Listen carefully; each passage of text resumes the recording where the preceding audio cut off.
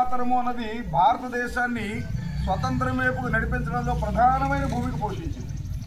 ఈరోజు మనందరం కూడా యావత్ భారతదేశంలోనూ కూడా, ఇంకా చెప్పాలంటే ప్రపంచంలో ఏ దేశంలో భారతీయులున్నా అందరూ ఈరోజు 10 గంటలకి సామూహికంగా వందే మాతరం గీతాలాపన చేస్తున్నారు.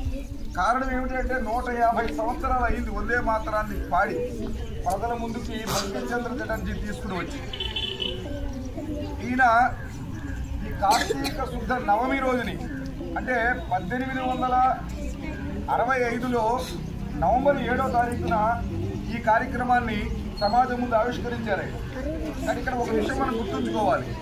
ఎవరి బంకించంద్ర చటర్జీ ఈయన ఇప్పుడున్న బంగ్లాదేశ్ ఏదైతే ఉందో ఆ బంగ్లాదేశ్ ఒక భారతదేశంలో భాగం. అప్పుడు ఈయన ఒక సబ్ కలెక్టర్గా పనిచేస్తున్నారు.